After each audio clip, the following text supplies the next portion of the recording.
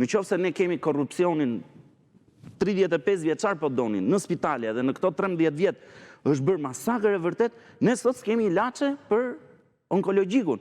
Ne nuk kemi sot eko ku të del me njoftim zyrtar QSUT-ja dhe të thot i bën thirrje qytetarëve na ndihmoni juve që të blejmë eko. Ndërkohë këtu financohet me 4 milion euro Kanye West. Dhe gjitha këto janë pasoja, si temi të gjithë kësaj logjikës që është futur kështu, kësaj politikës së çmendur, ku neve duhet të dënojmë fugarajin, ku ne duhet të dënojmë fakirin, por ama ai që është udhëheqësi i këtij vendi, ai që është udhëheqësi i atij sektori, i atij divizioni, duhet si temi duhet liruar, i duhet respektuar të drejtat, i duhet respektuar gjitha këto gjëra për të cilat këta njerëz vuajnë, sot populli shqiptar vuan si pasojë këtyre. Kjo shoqëria jonë sot ka nevojë për arbitra, por arbitra ndërkombëtar, si edhe atë FIFA-s.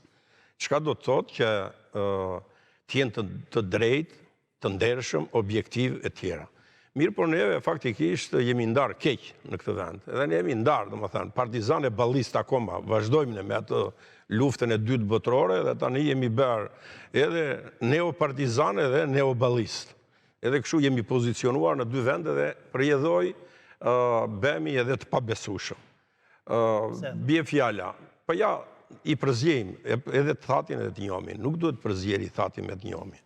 Se bie fjala, është e vërtet që amnistit të bëhen me konsensus të gjerë. Duhet patjetër të dyja forcat politike të bien dakord për të bërë amnisti. Edhe do merresh vesh me to. Ose ligjin zgjedhor, ne kemi bërë tillë që duhet patjetër të bëhet me konsensus, sepse edhe ose Odiri këtë thot, po nuk ratën konsensus, nuk ka.